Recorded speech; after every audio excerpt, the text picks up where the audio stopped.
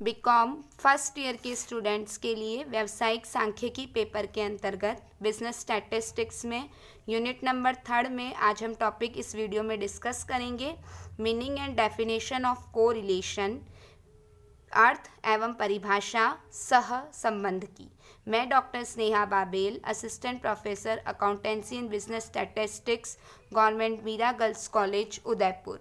Students, अब तक जो मेरे वीडियोस मैंने आप लोगों को दिखाए हैं और आप लोगों ने देखे हैं और जो अब तक का हमने कोर्स कंप्लीट किया है उसमें हमने सांख्यिकी माध्य, स्टैटिस्टिकल एवरेज, स्क्यूनेस और डिस्पर्सन के मेजर, अपकिरण एवं विषमता के माप जो है ये सब हमने यूनिवेरिएट सीरीज में पढ़े, यानी कि एक चरीय श्रेणी उनकी रचना एवं स्वरूप को स्पष्ट किया। लेकिन प्रैक्टिकल लाइफ में क्या होता है, 2 या 2 से अधिक डेटा सीरीज भी एक साथ हो सकती है।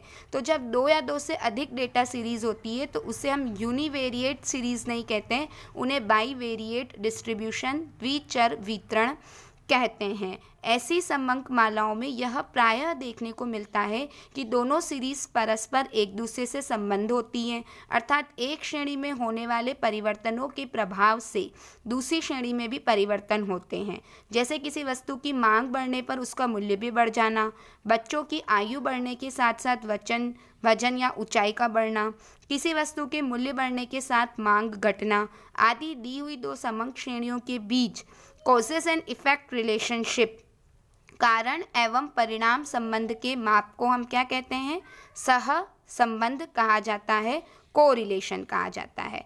तो जब 2 डेटा सीरीज इस प्रकार से रिलेटेड है कि एक श्रेणी में परिवर्तन के प्रभाव से दूसरी श्रेणी में आवश्यक रूप से परिवर्तन हो, चाहे परिवर्तन उसी दिशा में हो, विपरीत दिशा में हो, चाहे एक समान मात्रा में हो अथवा अलग अलग मात्रा में हो, तो इस प्रकार के संबंध की सीमा के माप को हम क्या कहेंगे, कोरिलेशन कहते हैं। So correlation is a statistical technique which measure and analyzes the degree or extent to which 2 or more variable fluctuate with reference to one another. However, it fails to reflect upon the causes and effect relationship between of causation always means correlation. As such, correlation without causation establish only association. Correlation means that between 2 series or groups of data there exists some causal connection. 2 समंक श्रेणियों का बीच में सहसंबंध उसी दिशा में सार्थक माना जाएगा जब दोनों श्रेणियों में परस्पर कारण तथा परिणाम का संबंध विद्यमान हो, अर्थात एक श्रेणी में हुए परिवर्तनों के परिणाम स्वरूप दूसरी श्रेणी में भी परिवर्तन होता है। जैसे कि आय में वृद्धि के फलस्वरूप व्ययों में वृद्धि होना, मूल्यों में वृद्धि के फलस्वरूप वस्तु की मांग कम होना, मांग बढ़ने या घटने के साथ क्रमशः मूल्यों का बढ़ना या घटना आदि। अतः यहाँ स्पष्ट है कि एक श्रेणी के चल मूल्यों में परिवर्तन स्वरूप दूसरी श्रेणी के मूल्य प्रभावित होते हैं, चाहे उसी दिशा में हो या विपरीत दिशा में हो। तो कॉजेस और इफेक्ट के संबंध का होना तो स्पष्ट रूप से कोरिलेशन को बतलाता है, जबकि कोरिलेशन का होना कॉजेस तथा इफेक्ट के संबंध होने की निश्चितता को प्रदर्शित नहीं करता।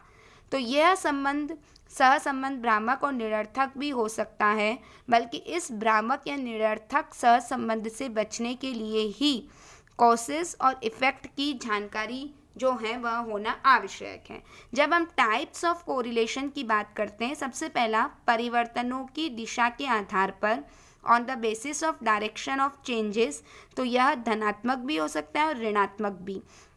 पॉजिटिव कोरिलेशन जब चर मूल्यों की समंक मालाओं में समान दिशा में परिवर्तन हो, जैसे कि एक चर मूल्य में वृद्धि होने पर दूसरे में भी वृद्धि होती, जैसे प्राइस और क्वांटिटी में। दूसरा हम लेते हैं नेगेटिव कोरिलेशन, जब जो डेटा सीरीज में विपरीत दिशा में परिवर्तन होता है, जैसे प्राइस और क्वांटिटी डिमांड में, तो इन चर मूल्यों में व्याप्त सहसंबंध को नेगेटिव कोरिलेशन जो है वह कहते हैं।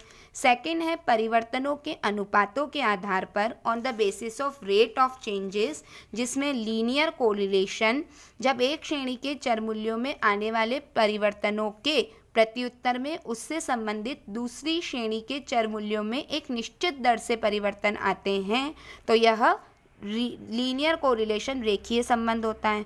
On the basis of number of variables, चरों की संख्या के आधार पर, तो चरों की संख्या के आधार पर अगेन जो है वह यहाँ हमने पढ़ा रेखीय सहसंबंध और अरेखीय।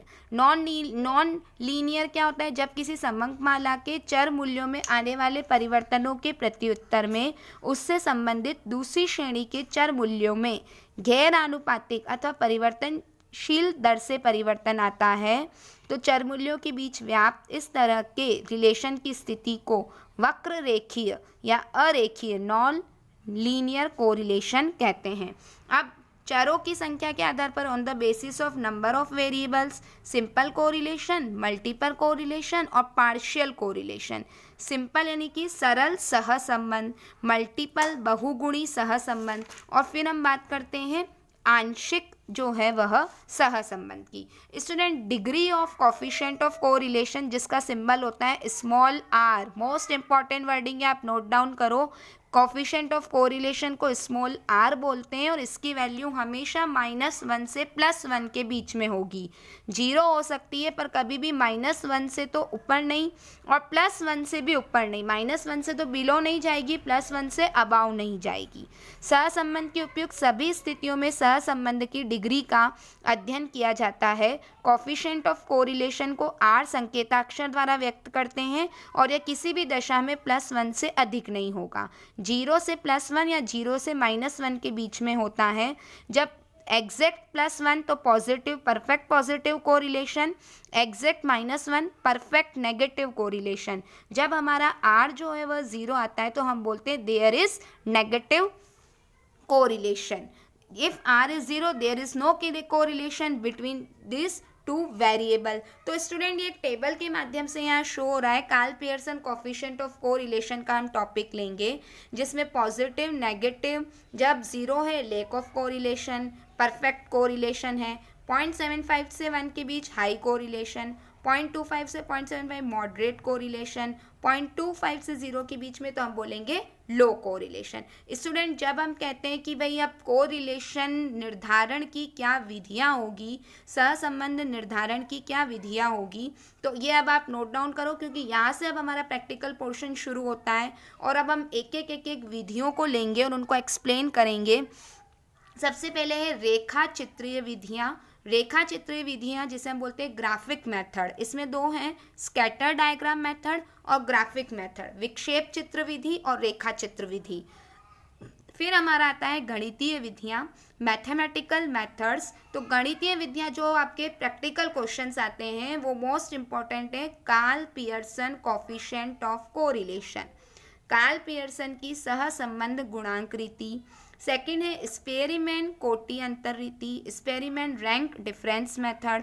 थर्ड है संगामी विचलन रीति, कॉनकरेंट डेविएशन मेथड। और फोर्थ जो है वह अदर मेथड जो है वह अन्य नीतियाँ। स्टूडेंट, जब हम बात करते हैं ग्राफिक मेथड्स की तो इसमें थ्रू स्कैटर डायग्राम, इस विधि के अंतर्गत दिए हुए दो चरों में से स्वतंत्र चर मूल्यों को तो रेखा चित्र के भुजाक्ष यानी एक्स एक्सिस पर तथा आश्रित चर मूल्यों को कोटि अक्ष यानी वाई एक्सिस पर अंकित किया जाएगा और इस प्रक्रिया को x तथा y के दोनों सीरीज के एक एक मूल्य के प्रत्येक पदयुग्म के लिए लागू किया जाता है और इनको मिलाने के पश्चात जो चित्र बनता है वो स्कैटर डायग्राम विक्षेप चित्र कहलाता है। दूसरा हमारा बिंदु रेखीय विधि में जो है वह x एक्सिस पर और y एक्सिस पर दोनों श्रेणियों को प्रांकित करते हुए दोनों चरों के अलग अलग दो रेखा चित्र बना लिए जाते हैं। फिर उन दोनों रेखा चित्रों की तुलना करके दोनों चरों के बीच सहसंबंध की दिशा एवं मात्रा का अनुमान लगाया जाता है। तो स्टूडेंट, ये सब जो हमने डिस्कस किया था रेखा चित्र विधि, विक्षेप जो है वह चित्र विधि और रेखा चित्र विधि। अब मैं आपको जो मेरा नेक्स्ट वीडियो दूंगी उसमें न्यूमेरिकल पार्ट जो है वह हमारा शुरू करेंगे, Karl Pearson coefficient of correlation. याद कर लो, आज उसका सिंबल होता है स्मॉल r, -1 से +1 के बीच में वैल्यू होती है, कभी भी +1 से अधिक नहीं होगा, -1 से बिलो नहीं होगा। Now student, today's assignment for you, आज का असाइनमेंट नोट डाउन करो। व्हाट इज कोरिलेशन एनालिसिस, सहसंबंध विश्लेषण से आप क्या समझते हैं। तो इसमें आप उसकी डेफिनेशन दें, मीनिंग दें, साथ ही टाइप्स ऑफ कोरिलेशन जो हैं इसे भी आज आप कंप्लीट करें student. Do your work neatly, carefully and be fast. और आज वर्तमान के इस पेंडेमिक सिचुएशन में आप अपना ध्यान रखें। Stay safe, stay healthy. Thank you students.